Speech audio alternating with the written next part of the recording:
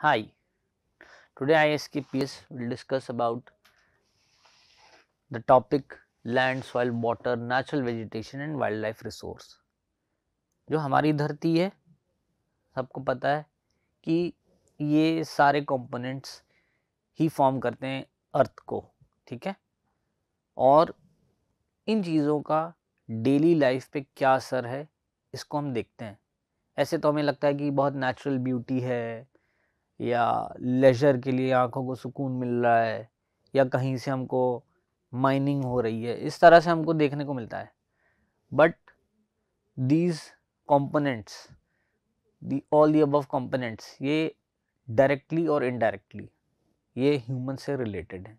चाहे हमारा खान पान हो, चाहे हमारा कपड़ा पहनावा हो, चाहे हमारा घूमना फिरना हो, बहुत सारी चीज़ें इन्हीं की वजह से पॉसिबल हैं, इन्हीं कंपोनेंट्स की वजह से, ठीक है। तो हम सबसे पहले आते हैं, we talk about the land resource. Okay, क्यों हम लैंड रिसोर्स की बात क्यों कर रहे हैं? क्योंकि हम सबको पता है कि वाटर बॉडीज पे ह्यूमंस नहीं रह सकते हैं। लैंड ही वो हिस्सा है जहाँ पे ह्यूमंस रहते हैं। अब लैंड एक जैसा नहीं है हर जगह, ठीक है।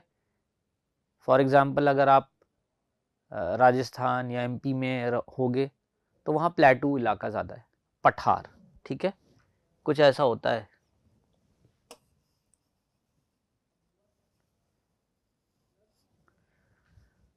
हाइट होती है लेकिन इतनी हाइट नहीं होती कि वो बहुत बड़ा माउंटेन हो, और ये बहुत दूर तक होता है, बहुत दूर तक, मतलब कुछ नहीं, आपके कम से कम 100, 200, 300 किलोमीटर ऐसे इसकी एलिवेशन होती है, ठीक है। और इसमें पीक नहीं होता है जैसे कि माउंटेन्स में होता है। माउंटेन्स में आपको पीक मिलेगा, ठीक है। तो ये डिफरेंस होता है दोनों के बीच में।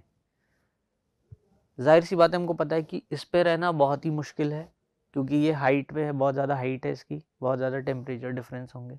इस पे रहना थोड़ा सा आसान होता है फिर भी, और सबसे आसान होता है प्लेन्स पे रहना, ठीक है। इसलिए आप सबसे ज़्यादा पॉपुलेशन देखोगे वो आपको मिलती है प्लेन्स पर, ठीक है। अब हम देख रहे हैं कि हमारे पास 30% माउंटेन्स हैं, 27% प्लेटू है, 43% प्लेन है। प्लेन पे क्यों इतनी ज़्यादा पॉपुलेशन मिलती है? क्योंकि हमारा जितना भी क्रॉप ग्रो होता है या सेटलमेंट है, मतलब रहना ठिकाना बनाना, वो काफ़ी आसान होता है कंपैरेटिवली प्लेटू या हिल माउंटेन पे बनाने के, ठीक है।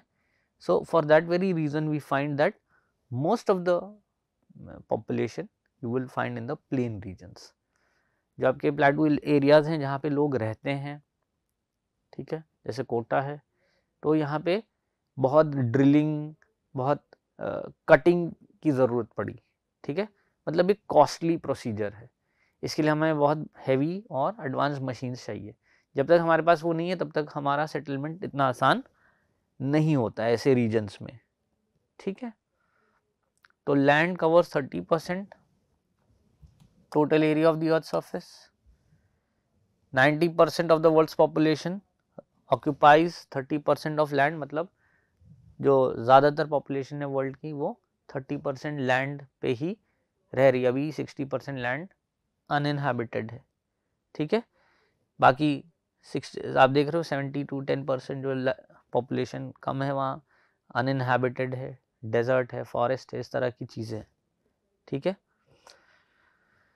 फिर कौन से वो एरियाज है जो कम पॉपुलेशन है? जैसा आपको बताया, माउंटेन्स हैं या डेजर्ट्स हैं, कोई बहुत बड़े फॉरेस्ट हैं, रेन फॉरेस्ट हैं, अमेजन के जंगल हैं, आपके जायर के जंगल्स हैं, कोई डेल्टा रीजन है, ऐसी कुछ जगह हैं वहाँ पे आपको कम पॉपुलेशन मिलेगी।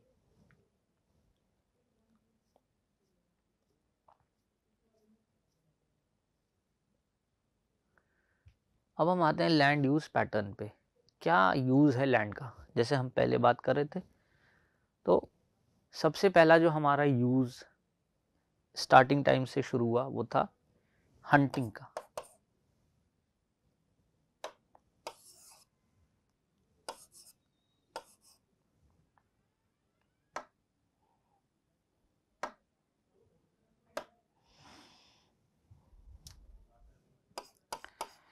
हंटिंग। हंटिंग के बाद हमने शुरू किया अपना घर बनाना, जितनी भी सारी चीज़ें वो हम लैंड से ही ले रहे थे, ठीक है। हंटिंग के बाद हम ग्रोवर्स बन गए, क्रॉप बनाने लगे, ठीक है। तो क्रॉपिंग, हर्डिंग, जितना भी हम गाय भैंस बकरी चराते हैं ये सब हम लैंड पे ही करते हैं, और वो चरते किसको हैं, लैंड पे चरते हैं, ठीक है।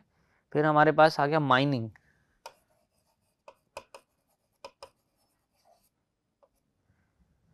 ठीक है, तो almost most of the activities are done on land. एक फिशिंग को आप छोड़ सकते हो, और शिपिंग जो है, ट्रांसपोर्टेशन जो है, उसको अगर आप छोड़ देते हो, शिपिंग, वाटर ट्रांसपोर्टेशन, तो ये majority of the things take place on land. And ये कैसे पॉसिबल होता है लैंड पे, क्योंकि हमें कुछ सूटेबल चीज़ें मिलती हैं लैंड में। हमको सॉइल मिलता है, उस सॉइल में हमें कुछ ऐसे न्यूट्रिएंट्स मिलते हैं जो आपकी जो रिवर्स हैं वो सिल्ट लेके आती हैं, ठीक है। सॉइल कैसे फॉर्मेशन होता है सॉइल का, सॉइल में आपके ह्यूमस, जो भी बहुत सारे आपके बायोडिग्रेडेबल चीज़ें हैं, लीव्स हैं, पेड़ पत्ते सड़ रहे हैं, कोई भी ह्यूमन या एनिमल मैटर है वो सड़ गया, डीके हो गया, डेड हो गया, तो वो धीरे धीरे धीरे एक तरह से वो ऐसा पदार्थ बन जाता है कि वो जाके सॉइल में मिल जाता है। ऐसा क्यों होता है? ऐसा इसलिए होता है क्योंकि जो हमारी बॉडी है या जो ट्रीज़ हैं, जितनी भी चीज़ें हैं, वो किसी न किसी तरीके से मिनरल का कंपोनेंट है, मिनरल का एक हिस्सा है, ठीक है। तो ये सब होता है, this happens because of the presence of temperature and pressure, जो ये डीके या डिकम्पोज हो के ये कंपोस्ट बन जाता है, ठीक है। तो हमने देखा कि लैंड का यूज़ हमारा कैसा है। सबसे ज़्यादा हमें यूज़ इसमें होता है क्रॉपिंग का, उसके बाद आप माइनिंग कह सकते हो। ये प्राइमरी इंडस्ट्रीज़ की कैटेगरी में आता है, या ये प्राइमरी एक्टिविटी की कैटेगरी में आता है। मतलब सबसे पहले ये चीज़ें होती हैं, इसके बाद जब इन चीज़ों में चेंज होता है तब आपको एंड प्रोडक्ट या आपको एक चीज़ ऐसी मिलती है जिससे आपका कोई ना कोई ह्यूमंस का फ़ायदा होता है, ठीक है। हमने देखा एक और आपकी जो पहले टाइम में वुड की काफ़ी इंपॉर्टेंस होती थी, उसको कहते थे फेलिंग,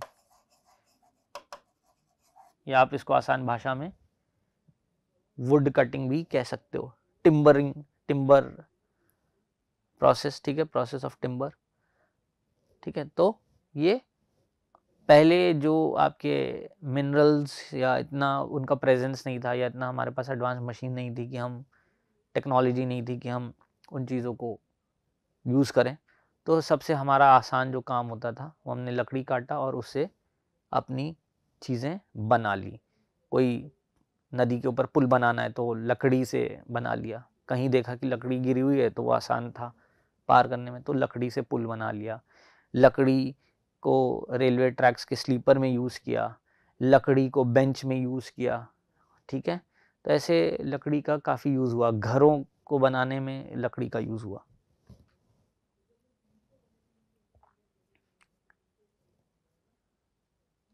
अब हम आते हैं conservation of land resources, why it is necessary to conserve these things. ये सारी चीज़ें हमारी एक तरह की एक वैल्यू है, एक पोटेंशियल रिसोर्स है, और जब तक रिसोर्स का ख्याल रखा जाएगा, जब तक रिसोर्स को मेंटेन किया जाएगा, तब तक हमारे लिए फ़ायदेमंद है। जैसे ही हमने रिसोर्स को ओवर एक्सप्लॉइट करना शुरू किया या बहुत ज़्यादा उसका यूज़ कर डाला, ऐसा कर डाला है, उसको ध्यान में नहीं रखा कि हाँ भाई इसको पोल्यूशन फ्री भी रखना है, या एक एक एक पॉइंट से स्टार्ट करते गए बस उसका एक्सप्लॉइटेशन करें, उसको बस ऐसे यूज़ करें कि वो एक ख़त्म होने के पॉइंट पे आ जाए, तब प्रॉब्लम शुरू हो जाती है। क्यों? क्योंकि फिर हम किस चीज़ पे डिपेंडेंट होंगे जब हमारी रिसोर्स ख़त्म हो जाएगी। तो इसके लिए बहुत टाइम पहले भी जो ह्यूमंस थे वो काफ़ी इन्होंने इस पे सोचा भी कि हाँ भाई इसको कैसे टैकल करना है, इसके लिए प्लान्स बने, इसके लिए फॉरेस्ट लॉज बने, बहुत सारी गाइडलाइंस टाइम टू टाइम बनती रही, आज भी बन रही हैं। यूएन की भी गाइडलाइंस होती हैं कि हर जो यूएन मेंबर है कंट्री, उसको अपने फॉरेस्ट एरिया को बढ़ाना है, उसको अपना जो पहले वो क्या वाटर बॉडीज़ होती थी, ठीक है, तो वाटर बॉडीज़ पे कंस्ट्रक्शन करना मना है, किसी भी तरीके का अधिग्रहण करना या उसमें मिट्टी डाल के उसको बंद कर देना पॉन्ड को, ये सब इलीगल है। इस तरह की चीज़ें इलीगल रखी गई हैं। कोई भी हरा पेड़ उसको काटने पे सज़ा है, ठीक है। तो इस तरह से हमने कुछ गाइडलाइंस बना के रखे हैं। आपने गंगा एक्शन प्लान का नाम सुना होगा, जिसमें कि हम किसी भी रिवर में गंदगी नहीं फेंक सकते, टॉक्सिक वेस्ट नहीं फेंक सकते। क्यों? क्योंकि उससे एनिमल लाइफ खतरे में आ जाती है, और उसके बाद जो ह्यूमंस उस फिशेस को कंज्यूम करेंगे या उसमें स्नान करेंगे, उनके लिए भी हज़ार्डस है, ठीक है। तो ये सारी चीज़ें हमने धीरे धीरे टाइम टू टाइम इस पर हमने वर्क किया है, और तभी ये हमारे रिसोर्सेज, जो हमारे फॉरेस्ट हैं, जितने भी हमारे फॉसिल फ्यूल्स हैं, कोल है, इस तरह की चीज़ें ये बची हुई रखी हैं। खदान कह रहे हैं, जब आपकी नदियाँ होती हैं उसमें से बालू निकालना मना है, जबकि उसी बालू से आपके घर बनते हैं। तो एक लिमिट तक आप करते हैं, तब तक पॉसिबल है, एक्सेप्टेड है, बट उससे ज़्यादा होता है तो फिर वो उस रिसोर्स के लिए, उस चीज़ के लिए वो बहुत ही हज़ार्डस हो जाता है, और हमारे लिए तो होगा ही, ठीक है।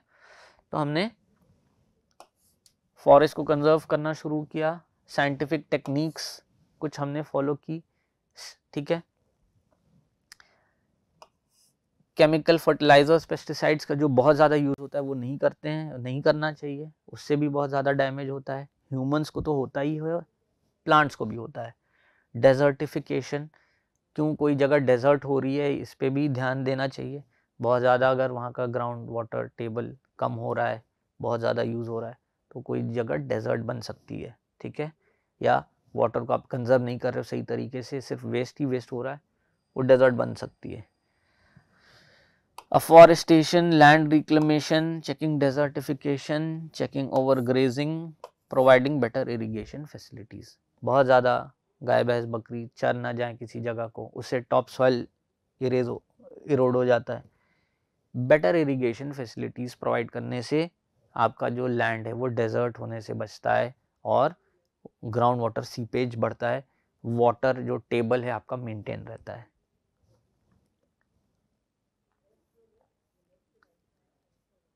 तो यहाँ पे इस टेबल में आप देख सकते हैं, जो हमने पहले एक सर्कल में हमने डिवाइड करके रखा था लैंड के पार्ट्स को, माउंटेन, प्लेटूज, प्लेन्स, वैसे डिवाइडेड है। कैसे, किस तरह से हम इसका यूज़ करते हैं, माउंटेन का क्या यूज़ है, ज़्यादातर माउंटेन्स फॉरेस्ट हैं, वाइल्ड लाइफ है, वहाँ पे स्पोर्ट्स होते हैं, राफ्टिंग, इस तरह की चीज़ें, इकोलॉजी, रिवर्स वहाँ से निकलते हैं, ठीक है। तो ये सारी चीज़ें ज़्यादातर माउंटेन होती हैं। सेटलमेंट आपको कम ही मिलेगा, ठीक है। फिर हम आते हैं नीचे, प्लेटूज, यहाँ मिनरल्स होते हैं, माइनिंग हो सकती है, फॉरेस्ट भी होते हैं, एरेबल लैंड होता है, इस लैंड को थोड़ा सा आप इसको टिलिंग करो, थोड़ा सा इसमें न्यूट्रिएंट मिलाओ, मैन्योर खाद वाद का यूज़ करो, तो ये फर्टाइल हो सकता है, इसमें आप खेती बाड़ी कर सकते हो। कुछ नदियाँ निकलती हैं प्लेटू से, तो वो वहाँ पे सिंचाई, इरिगेशन का काम कर देती हैं। प्लेन्स में सबसे ज़्यादा आपका क्रॉप फार्मिंग और ह्यूमन एक्टिविटीज़, कोई भी इंडस्ट्री है, कोई भी इस तरह की चीज़ें, वो बहुत आपको ज़्यादा मिलेंगी, सेटलमेंट बहुत ज़्यादा मिलेंगे, ठीक है। सॉइल रिसोर्सेज की हम बात करते हैं। मैंने अभी आपसे बताया कि जो ग्रेन्स निकलते हैं, अनाज, कोई भी पेड़ है होता है, तो वो कहाँ पे होता है, वो सॉइल में होता है। हम सरफेस पे रहते हैं, और सॉइल जो नींव होती है हमारे घर की, वो भी हम खुदाई करके डालते हैं नींव। इसी तरीके से जो हमारे क्रॉप्स हैं उसको भी हम टिलिंग करते हैं। उतनी खुदाई नहीं होती है, थोड़ा सा 1 फीट, 1.5, आधा फीट गहरी खुदाई करते हैं, उसमें बीज डाल के क्रॉपिंग करते हैं, ठीक है। तो सॉइल में आता क्या है, बहुत सारी चीज़ें हैं। इसमें सिल्ट है, इसमें क्ले होती है, इसमें आपके जो ह्यूमन वेस्ट है, एनिमल वेस्ट है, मैटर है, वेजिटल मैटर है, वो सारी चीज़ें सब मिलके ये सॉइल बनती है। एक ऑर्गेनिक मैटर है जिसमें मिनरल का कंपोनेंट है, ठीक है। और ये फॉर्म कैसे होती है, वेदरिंग का प्रोसेस होता है रॉक्स पे, तो धीरे धीरे जब वो टूट टूट के इतने बारीक हो जाते, इतना उसके कण बहुत ही माइन्यूट हो जाते हैं, दैट बिकम्स द सॉइल। अब इतना आसान नहीं है सॉइल का बनना, काफ़ी टाइम लगता है, काफ़ी साल लगते हैं। पुरानी लकड़ी, जंग लगा हुआ कोई आयरन है, आयरन का टुकड़ा है, वो सब सारे डिकम्पोज हो रहे हैं, वेदरिंग हो रही है उस पर। आप जानते हैं आयरन को बाहर रखा जाता है एटमॉस्फेयर में, then it comes in contact with oxygen, धीरे धीरे वो रस्ट पकड़ लेता है। और एक ऐसा टाइम आता है जब वो इतनी जंग पकड़ चुका होता है कि उसको आप रिस्टोर, उसको आप फिर से उस ढांचे में नहीं कन्वर्ट कर सकते, वो पाउडर होके उसी जो आपकी ज़मीन है, जो मिट्टी है, उसमें मिल जाता है, ठीक है। तो आता वो ग्राउंड से ही है, जो हमारा लावा जब निकलता है, बट जब हम उसको फिर से शीट बना लेते हैं, फिर उस पर हमने मान लीजिए पेंट नहीं किया, ध्यान नहीं दिया, धीरे धीरे वो रस्ट पकड़ने लगा। इसकी टेंडेंसी है, इसको हम आप रोक नहीं सकते हैं। कोई भी चीज़ जो अर्थ पे है वो वेदर होगी ही होगी, ओवर टाइम वो वेदर होगी ही होगी, चाहे वो कंक्रीट ही क्यों ना हो, चाहे वो लकड़ी, लोहा और कुछ हो, ठीक है। तो ये है हमारी सॉइल प्रोफाइल, ये टॉप सॉइल है, आप देख सकते हो। ये पेड़ का इन्होंने आपको एक तना दिखाया है एग्जाम्पल के तौर पे। ये वो पार्ट है जहां हम लोग रहते हैं। फिर ये जब थोड़ा सा आप नीचे आते हो, अगर आप डिगिंग करोगे तो ये दूसरी लेयर है, तीसरी लेयर, चौथी और पांचवी, ये सारी लेयर्स हमने बगल में इसको डिस्क्राइब किया हुआ है। टॉप सॉइल ये सब सॉइल का कैटेगरी है, ये वेदर्ड रॉक है और ये पेरेंट रॉक है, मतलब असली रॉक ये है। फिर इसमें चेंजेस आए तो ये वेदर्ड रॉक बना, फिर और चेंजेस आए और ये धीरे धीरे डंप होते रहते हैं। ये सारे प्रोसेस देखने के लिए हम लोग जिंदा नहीं थे, हम लोग उस टाइम पे नहीं थे, ये सब पहले से वर्ल्ड में काफ़ी मिलियंस ऑफ ईयर से होता रहा। तो ये लेयर पे लेयर ये डिपॉजिट हो गया। सबसे भारी जो लेयर था वो नीचे रह गया, सबसे जो लाइट लेयर था सॉइल का वो ऊपर आ गया।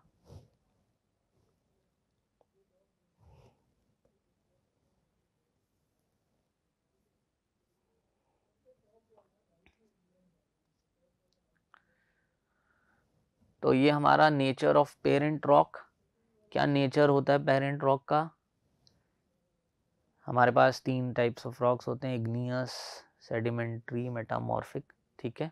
तो ओरिजिनल रॉक क्या होता है, उसके बाद उसमें वेदरिंग होती है, उसकी वजह से क्या चीज़ें होती हैं, और फिर उस तरीके का आपका सॉइल में डिफरेंस मिलेगा। आप यूपी के सॉइल को देखिए तो आपको अलूवियल सॉइल मिलेगी, कर्नाटक की सॉइल आप देखेंगे तो आपको रेड सॉइल मिलेगी, राजस्थान की सॉइल आप देखेंगे तो आपको एरिड सॉइल मिलेगी। तीनों के सॉइल कंपोनेंट स्ट्रक्चर में आपको डिफरेंस मिलेगा, और साथ ही साथ जो उसमें वेजिटेशन होती है उसमें भी आपको डिफरेंस मिलेगा, ठीक है। फिर हमारे पास दूसरा पॉइंट आता है रिलीफ एंड टोपोग्राफी, ठीक है। किसी जगह का ऑल्टीट्यूड, किसी जगह की स्लोप, एरिया कैसा है, वो पठार है, प्लेन है, क्या है, उसकी वजह से भी वहाँ पे आपको सॉइल डिफरेंस देखने को मिलेगा। क्लाइमेट, क्लाइमेट एक बहुत बड़ा फैक्टर है, जैसा अभी मैंने आपको बताया यूपी, राजस्थान, कर्नाटक।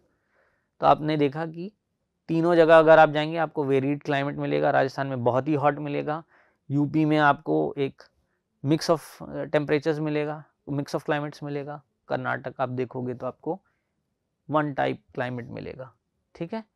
तो ये भी एक रीज़न होता है कि जो हमारा सॉइल का जो पैटर्न है वो डिफ़र करने लगता है, ठीक है। फ्लोरा, फौना, माइक्रो, जैसा आपको पहले बताया कि जो सॉइल का पैटर्न चेंज होगा तो वैसे ही उसमें जो भी वेजिटेशन है, साथ ही साथ जो एनिमल्स उसके आसपास आपको मिलेंगे वो भी डिफरेंट मिलेंगे। आपको सांप राजस्थान में ज़्यादा मिलेंगे, रेन फॉरेस्ट रीजन में ज़्यादा मिलेंगे, लेकिन जैसे आपका हिली रीजन्स है, ईस्टर्न पार्ट ऑफ इंडिया, जो 7 सिस्टर्स है, वहाँ आपको एलिफेंट ज़्यादा, राइनोज, इस तरह के एनिमल ज़्यादा मिलेंगे। तो ये पैटर्न चेंज होता रहता है एनिमल्स का भी। टाइम, मैंने आपसे कहा कि बिलियंस ऑफ ईयर्स से पहले सॉइल हमारी बनती रही है, और longer the time for soil formation deeper is the soil layer. जितना टाइम मिला सॉइल को बनने के लिए उतना ही गहरी उसकी लेयर्स हो जाती हैं।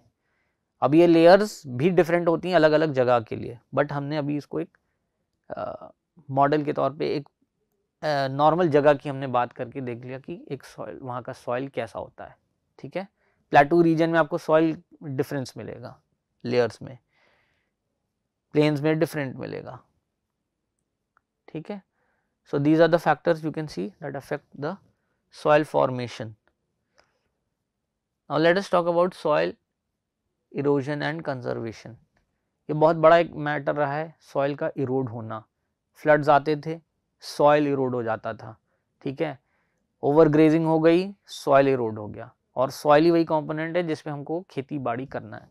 तो अगर ये ही नहीं रहेगा जो मेन सोर्स है, तो फिर आगे की चीज़ें कैसे सस्टेन करेंगी, कैसे एग्जिस्ट करेंगी। तो इसके लिए ज़रूरी था कि सॉइल को कंजर्व किया जाए। ठीक है, कुछ ऐसे प्लांट्स थे, पेड़ थे, अगर उसको आप ज़्यादा ग्रो कर दो, यूकेलिप्टस है, इंडिगो है, वो उस एरिया का जो पानी है पूरा खींच लेते हैं, और फिर वो जो ज़मीन है वो बेकार हो जाती है, वो नॉन एरेबल बन जाती है। You can not make farms on it. आप उस पर कोई भी अनाज, कोई भी सब्जी ग्रो नहीं कर सकते हो। बहुत प्रॉब्लम आती है, 3-3, 4-4 साल उसको छोड़ना पड़ जाता है। तो खाना तो हमें डेली है, बट हम अगर ऐसे 3-3, 4-4 साल छोड़ने लगे खेतों को, तो वो हमारे लिए फिर काल बन जाएगा। we wouldn't be able to exist. Okay, so we can use biodegradable materials, उसका हम यूज़ करें, अफॉरेस्टेशन करें, ओवर ग्रेजिंग ना होने दें, क्रॉप रोटेशन करें। We can do the crop rotation, that would help. ठीक है, डिफरेंट क्रॉप्स का यूज़ करें, क्योंकि क्रॉप्स भी न्यूट्रिएंट का न्यूट्रिएंट बिल्डअप करते हैं सॉइल में। जैसे आपका लेगुमिनस प्लांट्स होते हैं, तो वो they are called nitrogen, they provide nitrogen, and nitrogen is good for the crops. ठीक है,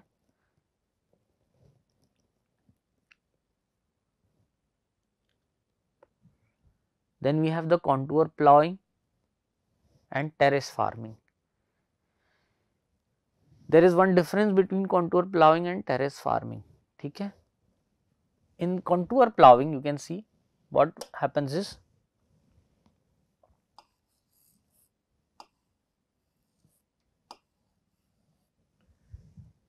कुछ ऐसा होता है contour plowing। ठीक है, मतलब पैरेलल्स होते हैं एक हिल पे,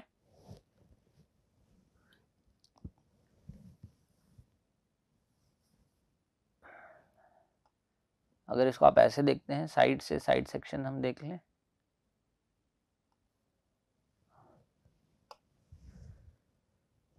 तो कॉन्टूर प्लाविंग में हमारे पास ग्रेजुअल स्लोप होती है हिल्स पे।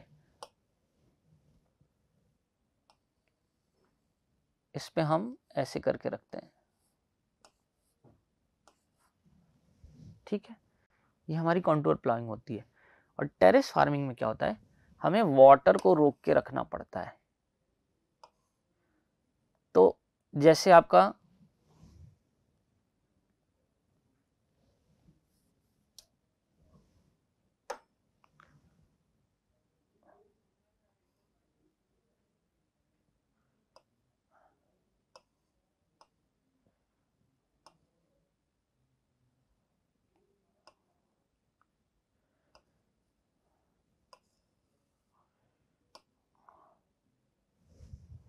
ठीक है, तो ये आपका टेरेस फार्मिंग है। टेरेस फार्मिंग में हम जो ये हिल है इसमें और हम जगह क्रिएट करते हैं ताकि हम क्रॉपिंग कर सकें, और यहाँ पे रोक लगा देते हैं पानी की, ताकि पानी फ्लो ऑफ ना कर जाए।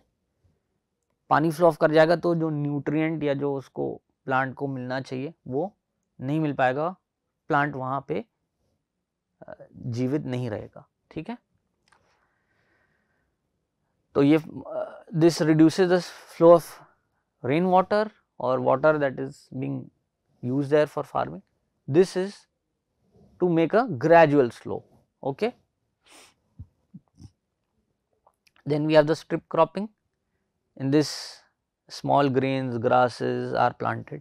इसमें बीच बीच में आप छोटे ऐसे कुछ पौधे लगा देते हो ताकि एक होल्ड बना रहे, सॉइल जो है वो इरोड ऑफ नहीं होगी, वॉश ऑफ नहीं होगी। मान लीजिए आपने हार्वेस्ट कर लिया, आपने कैबेज लगाया, अब आपने कैबेज निकाल लिया, ठीक है, अब पानी आया, पानी की वजह से बह के सॉइल निकल गई, तो जब बीच में आप कोई ग्रास ऐसी कुछ लगा देंगे, कोई ऐसी ग्रास या कोई ऐसा पल्सेस कुछ लगा देंगे जिससे कि वो रुका रहे, तो आप भले ही आपने अपनी कैबेज की फसल काट ली, बट आपकी क्रॉप, आपकी जो सॉइल है वो रुकी है, वो कहीं फ्लो ऑफ नहीं होगी।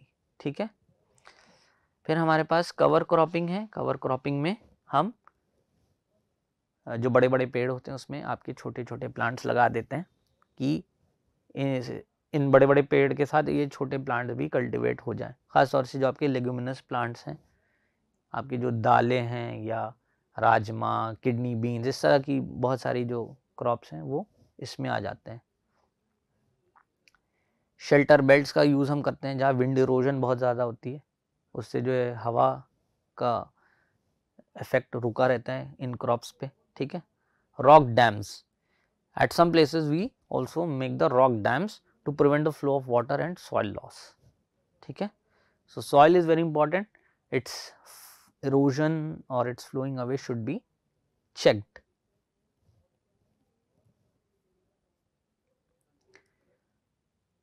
अब ये कुछ इंडिया की सॉइल्स हैं इस टेबल में। कौन कौन सी सॉइल्स हैं हमें याद ये रखना है कि ये सॉइल का कॉन्स्टिट्यूएंट का क्या है, कहाँ पे ये होती है और इसमें कौन सी क्रॉप्स हो सकती हैं। तो सॉइल का कॉन्स्टिट्यूएंट आप देख सकते हो, यहाँ आपको मिल जाएगा। This is the alluvial soil, potash and lime. This is the black soil. In alluvial soil we can see that we can find it in Ganga, Brahmaputra deltas. Okay, peninsular India के regions में strip में आपको मिलेगा। Crops इसमें जो grow होंगे वो rice, wheat, cotton। ठीक है। इसी तरह फिर हमारी black soil आ जाती है। तो mineral content कुछ कुछ सेम होता है, इसलिए एक क्रॉप आपको दूसरी जगह भी दिख जाएगी, मिलेगी, ग्रो होगी, बट कुछ जगह में ज़्यादा तेज़ी से ग्रो होती है, कुछ जगह में थोड़ा सा स्लो होती है। ठीक है। अब आपको कॉटन टोबैको अलूवियल सॉइल में नहीं होता हुआ दिखेगा, शुगर केन आपको हो जाएगा लेकिन कॉटन टोबैको नहीं होगा। ठीक है। अब आप जैसे ब्लैक सॉइल में जाएंगे तो you can find it in the region of Gujarat, some parts of Madhya Pradesh, Maharashtra. ठीक है। ये आपका इग्नियस रॉक से बनता है, इग्नियस रॉक की वेदरिंग होती है तो ये ब्लैक सॉइल बनता है। ठीक है। अब इसमें नाइट्रोजन और ह्यूमस नहीं होता, देयर इज नो नाइट्रोजन और humus, this soil is good for dry farming. आज में आपको कॉटन, टोबैको, ऑयल सीड्स और शुगर केन मिलेगा। फिर रेड सॉइल आता है। Red soil is rich in iron, इसमें phosphorus, nitrogen, humus and lime आपको मिलेगा। ठीक है। Wheat, rice, cotton, pulses, sugarcane इसमें ग्रो होती है। ठीक है। कॉटन बहुत ज़्यादा नहीं, थोड़ा सा कॉटन हो जाता है। वीट, राइस भी थोड़े थोड़े, राइस ज़्यादा, वीट कम। ठीक है। लैटराइट सॉइल आप देखेंगे, रिच इन आयरन। ठीक है। डेफिशिएंट, इसमें आपको ये potassium, lime, silica, phosphoric contents नहीं मिलेंगे। अब इसमें आपको ग्रोइंग जो क्रॉप्स हैं वो हैं कॉफ़ी, रबर, कैशू नट।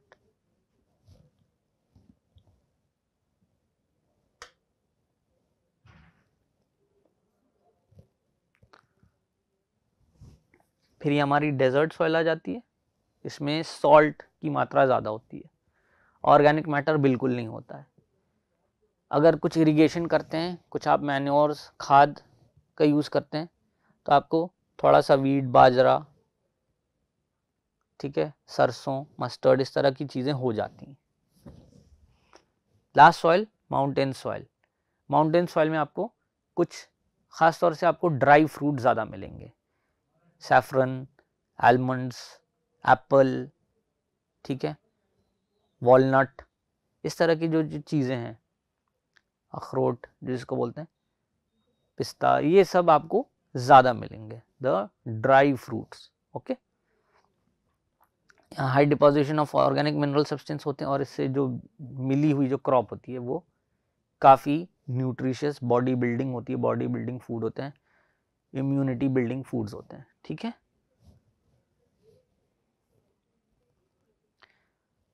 आज के लिए हम इतना ही रखते हैं, इसका दूसरा हिस्सा हम नेक्स्ट पार्ट में कंप्लीट करेंगे। Thank you.